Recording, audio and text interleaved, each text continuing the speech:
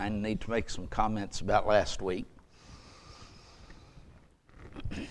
And relating to the fatherhood of God in the Old Testament.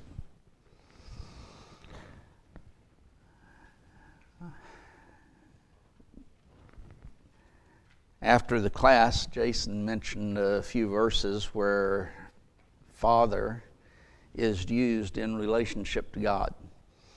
He mentioned 3 to me, and there's several others actually.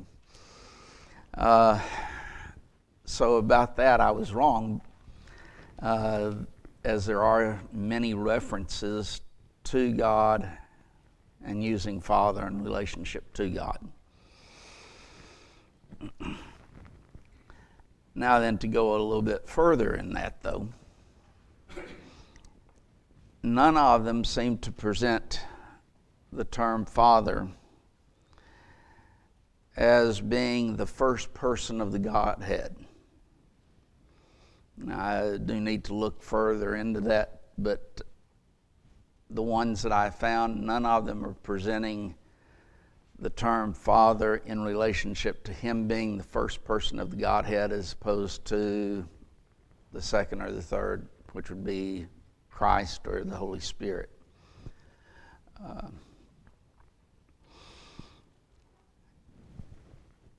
The other thing that I want to spend a little bit more time with, though,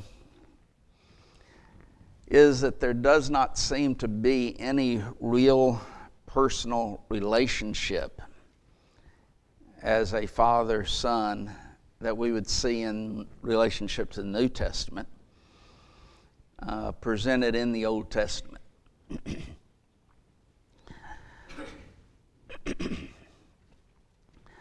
What we see is mainly, and I'll use a figure of speech, first to denote the creative act of God, that he caused his people to exist, or his creatures to exist, man to exist. In Job 38, of course, Job has requested a conference with God where Job can defend himself to God. And in chapter 38, God starts responding to Job. And if you go down to verse 28 of Job 38, he says, "Hath the rain a father? Or who hath begotten the drops of the dew?"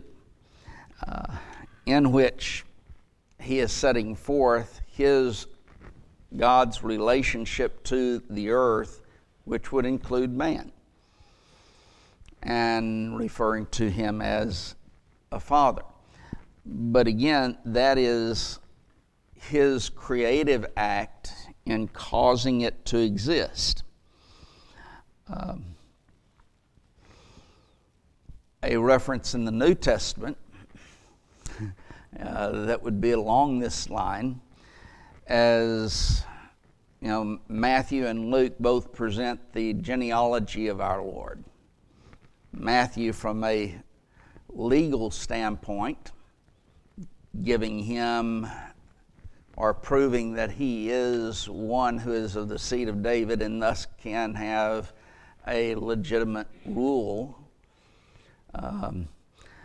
Then Luke's account gives it more from the standpoint of Mary.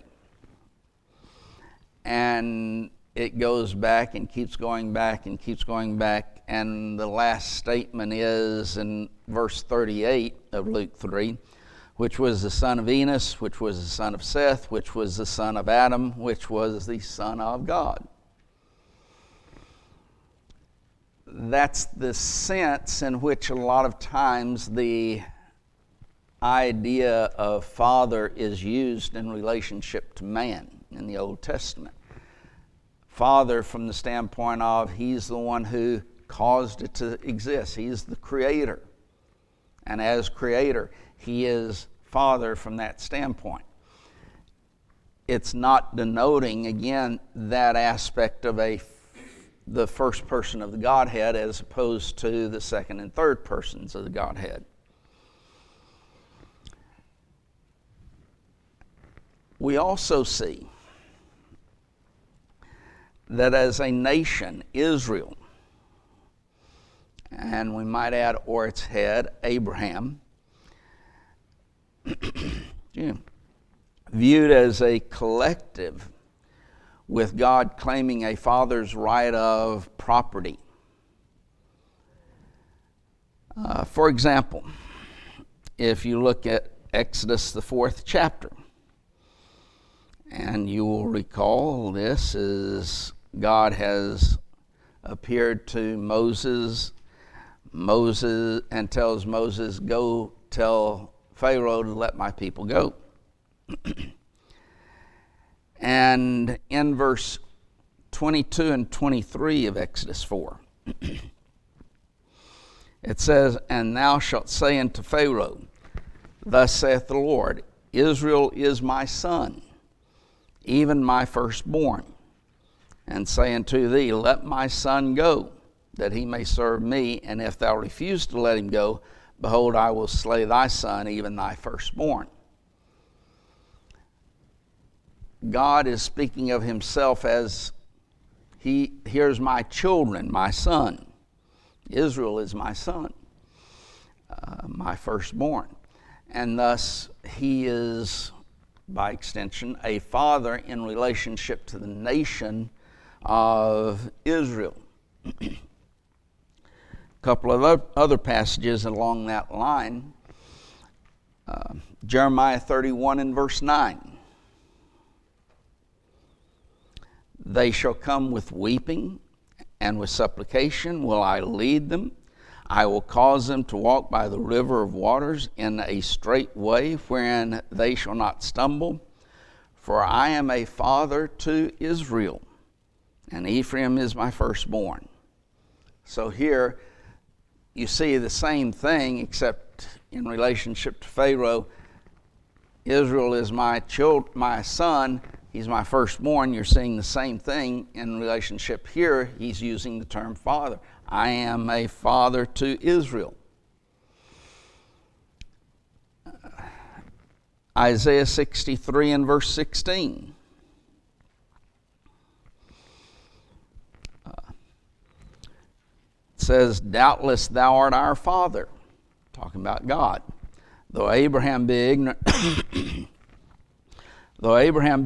of us, and Israel acknowledge us not, thou, O Lord, art our Father, our Redeemer, thy name is from everlasting. And so here the aspect is, again, that he is a father to them. One other one in Isaiah 64 and verse 8. But now, O Lord, thou art our Father. We are the clay, and thou our potter, and we are the work of thy hand. Again, dealing with Israel as a nation, that he is their father. In that sense, though, there is not real paternity that's involved there. There is a figure of speech.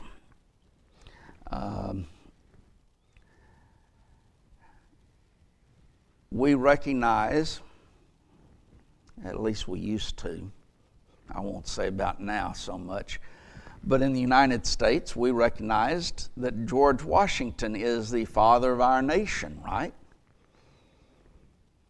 Now, I say I'm not sure that people do anymore, but but we recognized, is there any paternal father-son relationship that we have with George Washington? Well, of course not. It's being used as a figure of the speech as he is the father of the nation. That's the way in which God is using these, he is the father of Israel. There's no father-son relationship so much as a father of the nation.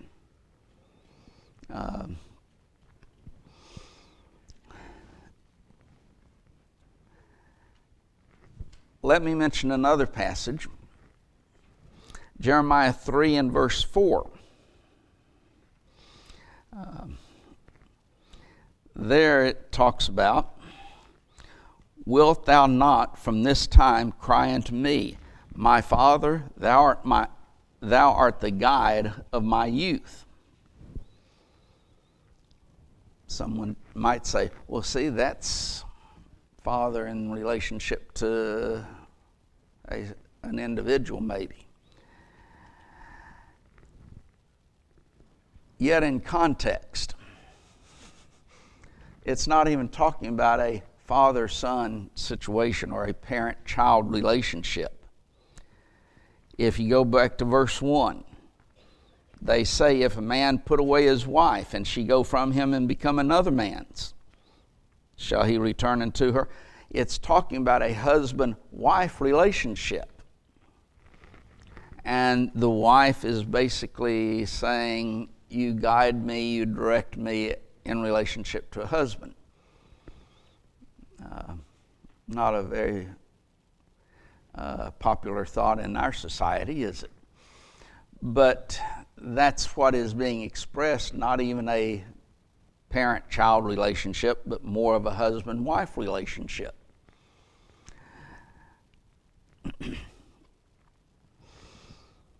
One thing we do not see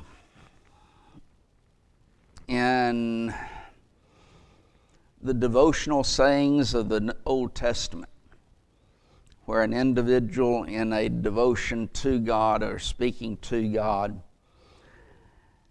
is there ever a father statement there's not that element ever within the Old Testament in those devotional type sayings. There's never anything like our Father which art in heaven that Jesus presented. Our everlasting Father, but that don't exactly give a lot of detail. Everlasting Father, you're talking about from Isaiah 9.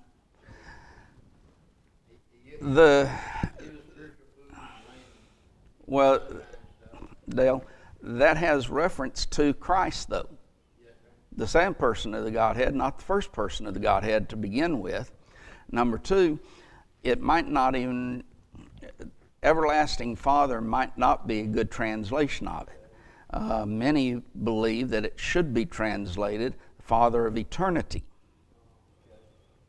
dealing with the fact that he was eternal and was in eternity prior to the creation of time. But it still has reference to Christ and not the Father, or not the first person of the Godhead.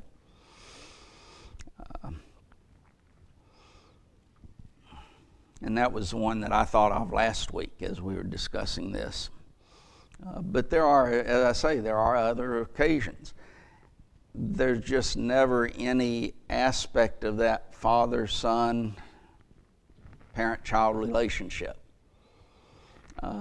There's the national aspect, there's the creative aspect, but not that type of relationship that we see within the New Testament. Rob Candish put it in a book entitled The Fatherhood of God, being the first course of the Cunningham Lectures. And this is a quote from him. I suppose it will not be denied that in Old Testament piety there is not anything like a full recognition, scarcely, indeed, any recognition at all of that personal relationship of fatherhood and sonship which enters so largely and so deeply into the prevailing spirit of Christian devotion. End quote. So I will have to adjust the way in which I talk about that. Thanks to Jason making me study a little bit more. But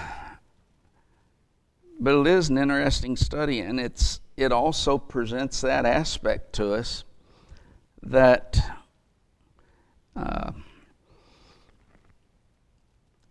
God is that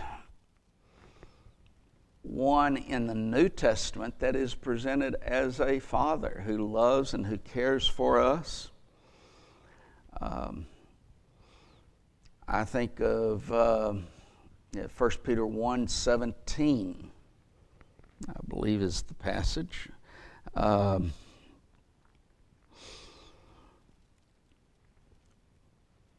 And if ye call on the Father, who without respect of persons judgeth every man's work, pass the time of your sojourning here in fear.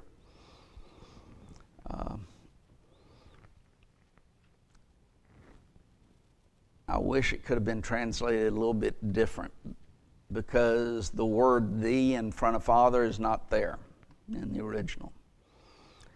If ye call on Father, if you call the Father,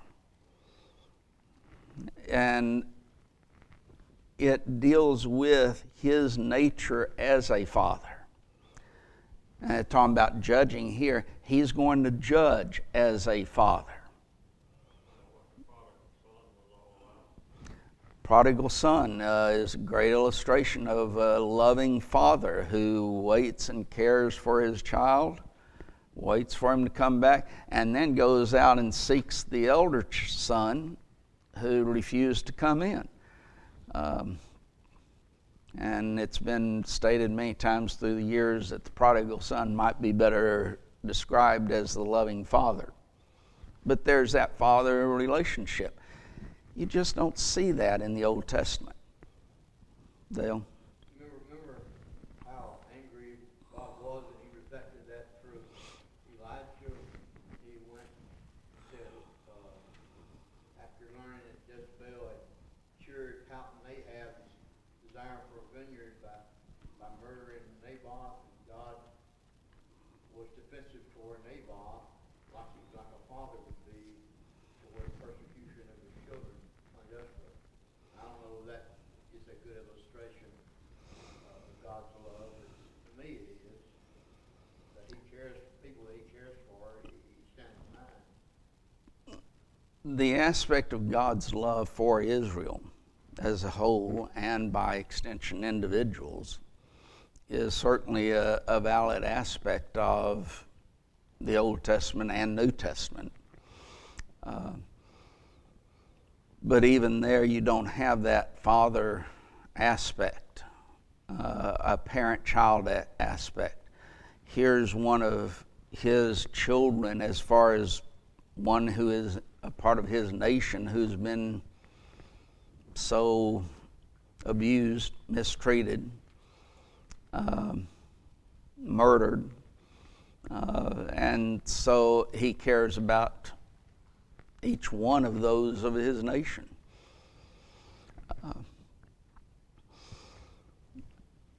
You could say the same thing about Uriah the Hittite. He cared about him. Had Nathan go to David because of that sin that he had in committing adultery, and then the murder of Uriah. Probably a lot of illustrations. But even in either one of those cases, you don't have God being presented as a father, and that parent-child relationship, that family-type relationship.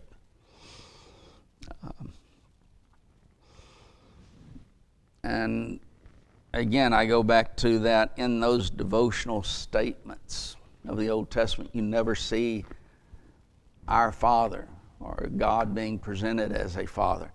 It's always dealing with Yahweh and his power. He's a rock, he's a refuge, things like that, but never his father. And in the New Testament, Jesus begins, after this manner, therefore pray ye, our Father. And that we pray to not just God, not just a divine being, or not just Yahweh or Jehovah. We pray to our Father, the fatherhood of God. And that we individuals become a member of that family of God as a child of God. And you don't see that type of a relationship between the first person of the Godhead and man in the Old Testament. So that was the point that I was making. I went a little bit too far in saying about the term Father itself, because it is used of God. But I would say right now, as far as my study, it's used of God as a whole, all three of them, and not dealing specifically with the first person of the Godhead.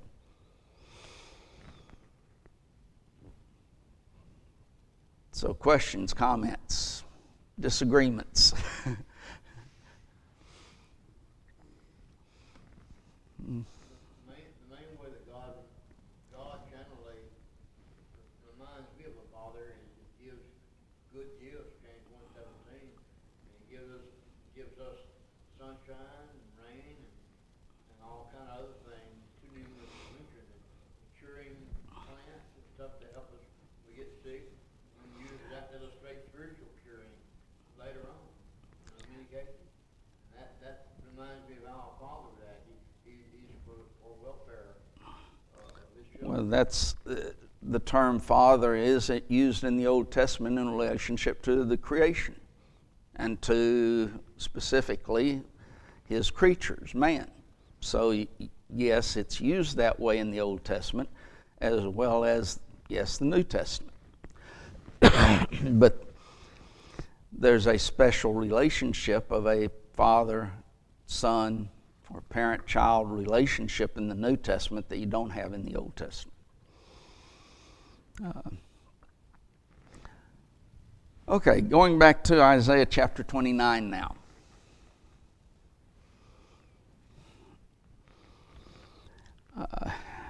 We were down to verse 21,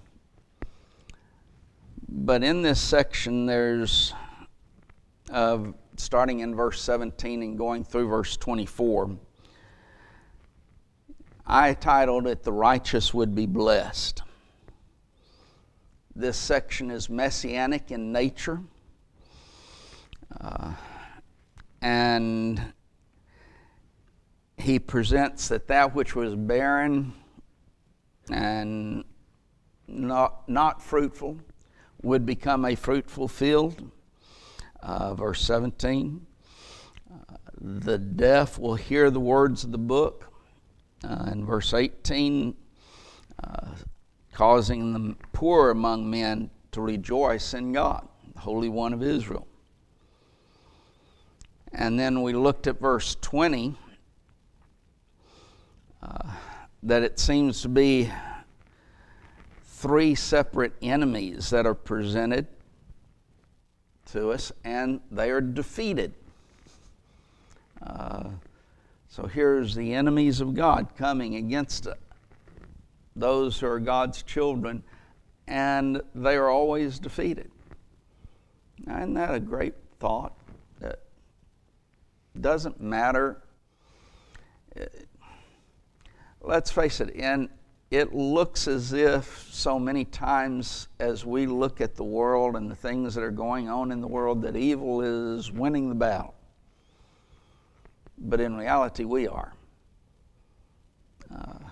That those things will be defeated. That's a great comfort.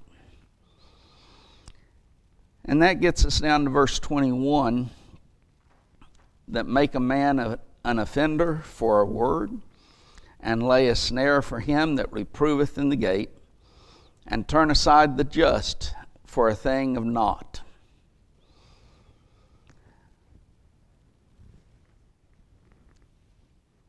There are three classes of opponents presented, almost like a prosecuting attorney, as someone used that idea. The gate would be a place where judgment was given, public assemblies held. The first statement is that make a man an offender for a word is the idea of trying to cause a man to sin by means of a word. It appears as if by either direct accusation or possibly by cross-examination they try and trap him.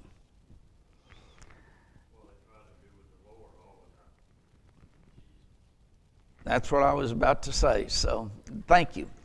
That's right.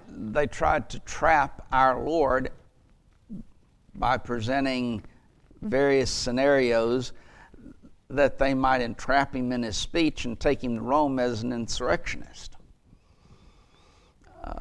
and have him executed that way. Now, of course, Jesus was far too wise to be trapped in such a way. But go back sometime and read Matthew 22, and starting, I believe it's around in verse 15, when the Herodians come, and then the Sadducees come, and then the question about what's the greatest commandment in the law by the lawyer, the Pharisees. All of them were used to try and entrap him. But that's kind of what's being presented, make a man an offender for a word. Trying to lay a trap. How many times do you see that? Well, we might not see it actually in the courtroom, but we see a lawyer being presented as someone who's cross-examining someone to try and trap him up and make him contradict something that he said before. And by doing so, you prove the individual a liar, and thus he cannot be trusted in anything that he said.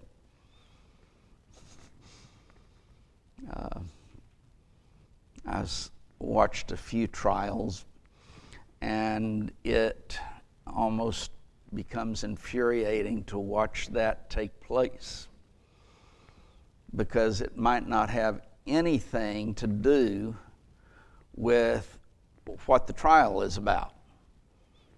The whole purpose is, if I can entrap that individual, then I can prove that he's not trustworthy, and thus you cannot trust his testimony in this. Might not have anything to do with it. It's really prevalent in politics. Politics, it is prevalent in.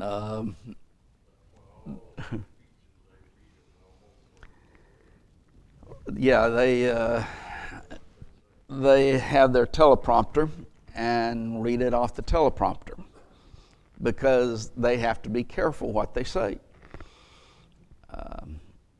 Because if they say something wrong, then the news media is going to, well, depending on which side the person is, the news media is going to have field day with them.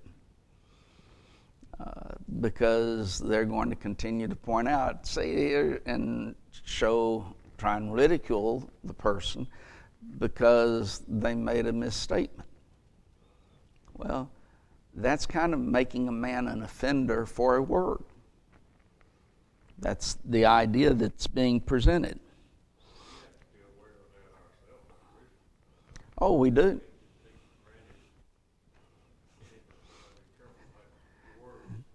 Absolutely, you have to be careful with, as Christians, with what you say and how you say it. And even then, it's amazing.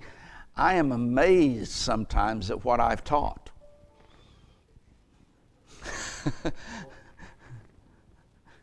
That one went over Dale's head, I think.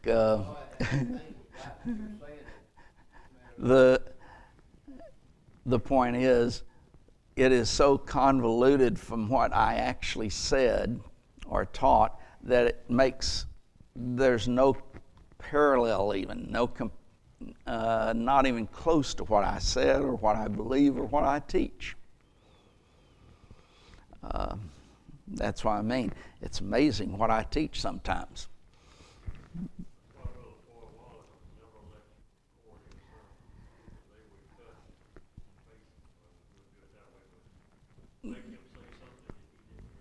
Yeah, they would take something out of context.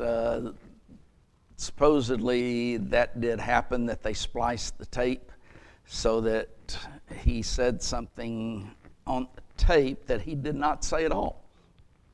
And so he put an end to any recordings of his sermons.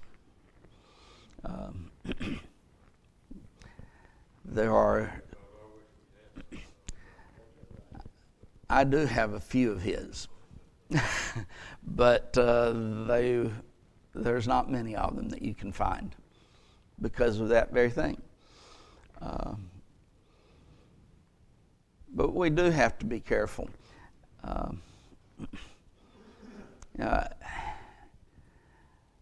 In the thousands of sermons that a preacher delivers, there's going to be a lot of missteps. There's going to be a lot of times that he says something that he didn't mean to say, or says it in a way that he did not intend. Some people will take that and run with it and try and destroy someone by it, which is wrong in itself. But here you're trying to trap them in their speech, making him an offender by some trap as to what he says. You have thus the parallel statement, laying a snare for him that reproveth in the gate. Well, that's the same idea of making him an offender. You've laid a snare for him so that you can reprove him in the gate.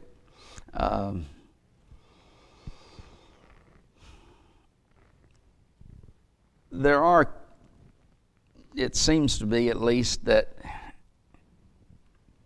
if one argues his case, that they are immediately trying to lay a trap for him to bring him to ruin. He's arguing his case in the gate before the people, and they are there trying to lay a snare for him to bring him to ruin. Some have suggested that in that he's arguing his case, possibly reproving the oppressors, those who have attacked him. He's responding, he's proving his case. And they're there waiting, trying to trap him in his speech, continuing to do that. It is their attempt to show the accuser is guilty, and thus the cause that he pleads is not just. Then they turn aside the thing for turn aside the just for a thing of naught. They try to deprive the just by some vain pretense. Naught would be lies or falsehoods, anything that is not based upon truth. They are in that attempting to prevent the just from receiving justice. And again, you think of so many courts of law where the just has not received any justice because you've got the lawyers there who are doing this very thing. They're trying to turn aside the just for lies or falsehoods, and thus they don't receive justice. Young, in his commentary, points out that, quote, it is quite possible that these evil deeds are done by judges themselves. In 21a, they act as accusers. In 21b, they are apparently the accused. In 21a, the righteous are the accused, and in 21b, they are the accusers. So it turns around, is what he's saying, that here's the judges who are doing this to the righteous. What happens if you do not have a righteous judge in a court of law? Or what happens if you have a judge that has a interest in the case? And by that I mean he is for one side and against the other. He should not be judged then. They call that he is supposed to recuse himself. What if they don't? You don't have justice. That's the best way to put it. You don't have justice then. Here, if this is accurate, that this verse is dealing with the judges themselves, you can see that the righteous are not going to have justice. And thus the turning aside the just, those who are right, for lies and falsehoods, things that just are not true, because the judges are accusing them falsely, lying about them.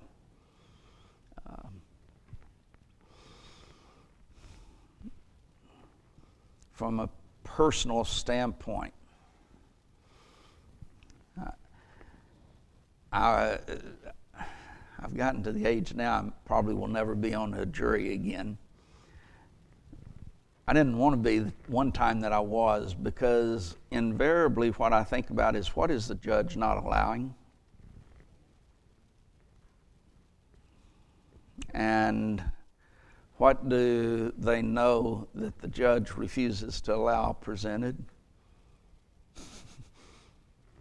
And that has always stuck in my craw, because I know of situations where police knew the person was guilty, but they went free, because couldn't even take them to court, because in the court of law you could not prove it. And so nothing is done.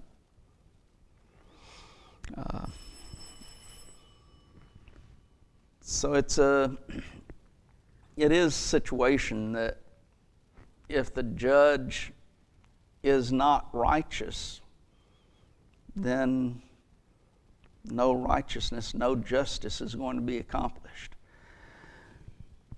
Now then, instead of going into verse 22, let me add this in regards to this aspect. We are going to be judged by who? By Christ. He is called the righteous one, or the just one. We are going to be judged by someone who is just. In the passage I mentioned in 1 Peter 1:17, that Father is, if you call on Father, who without respect of persons judgeth every man. The Father, without respect of persons, judges. He judges as a father would, but without respect of persons. And if I remember right, the word that's translated there actually has a root aspect of the face and dealing with the face. He's not going to look at your face. That is, he's not going to look at the outward appearance. He's not going to be affected by that. Should we? No.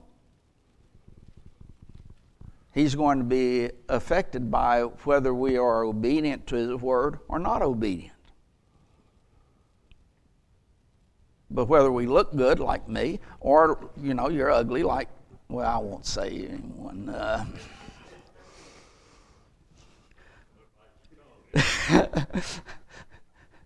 Or you have hair or you don't have hair.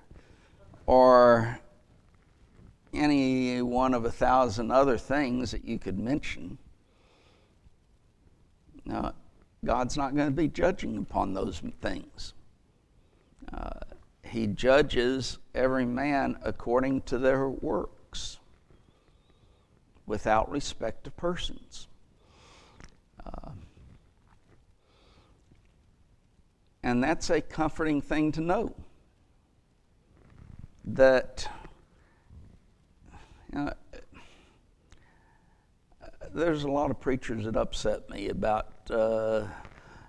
and members of the church. Well, maybe at the judgment God will find a way to save. If he does, then he's no longer just. And yeah, that's what the millennium is going to be. Well, that's before you can judge. Well, nice premillennial thought, but not doctrinal thought. But how many members of the church talk about, here's this person in deep, dark Africa who's never had access to the Bible, and maybe God will find a way to save that individual. Then God is a judge who judges with respect of persons instead of without respect of persons. If I cannot have confidence when God says, here's what you have to do to be saved, and if someone does that, that person will be saved. If someone does not do that, then he's not going to be saved no matter what. Why? Because God is just. And he's going to judge in justice or in righteousness.